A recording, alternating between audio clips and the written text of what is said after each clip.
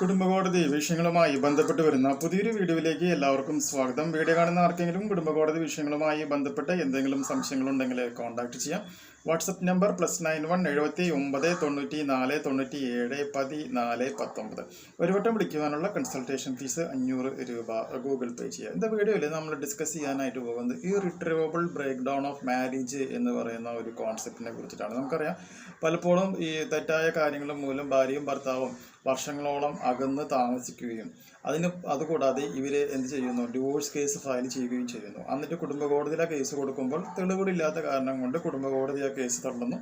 ഇവർ ആ കേസ് കൊണ്ട് ഹൈക്കോടതിയിൽ പോകുന്നു, ഹൈക്കോടതിയിലും ആ കേസ് തള്ളുന്നു. അവസാനം ഇവർ ഡിവോഴ്സ് കിട്ടാൻ വേണ്ടിയിട്ട് എന്ത് ചെയ്യുന്നു, ഈ പറയുന്ന സുപ്രീം കോടതിയിലേക്കും പോവുകയാണ് എന്ന് വിചാരിക്കുക. അപ്പോൾ ചിലപ്പോൾ 10, 12, 20 വർഷക്കും വരെ ഈ കേസ് ഇങ്ങനെ നീണ്ടു പോയിക്കൊണ്ടിരിക്കാം.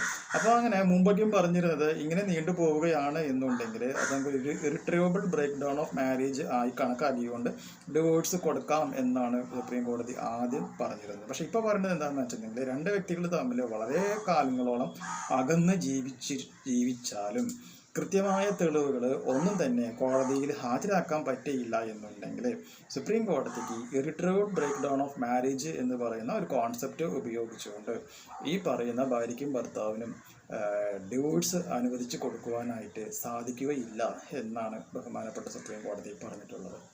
അതുകൊണ്ട് തന്നെ വിവാഹം കഴിക്കുവാനായിട്ട് പോകുന്നതിനേക്കാൾ മുമ്പ് തന്നെ നിങ്ങൾ തമ്മിലുള്ള അഭിപ്രായങ്ങൾ, നിങ്ങളുടെ ടേസ്റ്റുകൾ എന്തൊക്കെയാണ്, കുടുംബങ്ങൾ തമ്മിലുള്ള കണ്ടീഷൻസ് എന്തൊക്കെയാണ് തുടങ്ങിയിട്ടുള്ള എല്ലാ കാര്യങ്ങളിലും ഒരു തീരുമാനമായതിനു ശേഷം മാത്രം കല്യാണത്തിലേക്ക് എൻ്റർ ചെയ്യുക.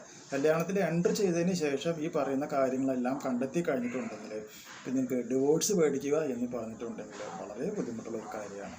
അപ്പോൾ അവസാനത്തെ കച്ചിത്തുരുമ്പായിട്ടുള്ള ഇറിട്രീവബിൾ ബ്രേക്ക് ഡൗൺ ഓഫ് മാരേജിൽ പോലും വ്യക്തമായ എവിഡൻസുകൾ കൊണ്ടുവേണം ചെയ്യണം എന്നാണ് ഇപ്പോൾ സുപ്രീം കോടതി പോലും പറഞ്ഞിട്ടുള്ളത്. എന്ന് പറയുകയാണെങ്കിൽ കല്യാണം എന്ന് പറയുന്നത് വളരെ ആർഭാടമായി നടത്തുന്ന ഒരു പരിപാടിയാണ് എന്നുണ്ടെങ്കിലും ഡിവോഴ്സ് സിറ്റുവേഷൻ വരുമ്പോൾ കല്യാണത്തിന് പങ്കെടുത്തിട്ടുള്ള ഒരാളും നിങ്ങളുടെ കൂടെ വന്ന് നിങ്ങൾക്ക് അനുകൂലമായി സംസാരിക്കുവാനോ ഡിവോഴ്സ് മേടിച്ച് വരുവാനോ പറ്റില്ല. ഈവൻ കോടതിക്ക് പോലും അതിനുള്ള അർഹത അവർ മാറ്റി വെച്ചേക്കാണ്. സോ ഈ ഒരു ഇൻഫോർമേഷൻ നിങ്ങൾക്ക് യൂസ്ഫുൾ ആയിട്ടുണ്ടെങ്കിൽ തീർച്ചയായും നമ്മുടെ ചാനലൊക്കെ ഒന്ന് സബ്സ്ക്രൈബ് ചെയ്യുക, തൊട്ടടുത്ത് കാണുന്ന ആ ബെൽ ബട്ടണും എനേബിൾ ചെയ്യുക. പുതിയൊരു വീഡിയോ ആയിട്ട് വീണ്ടും കാണാം. ബൈ.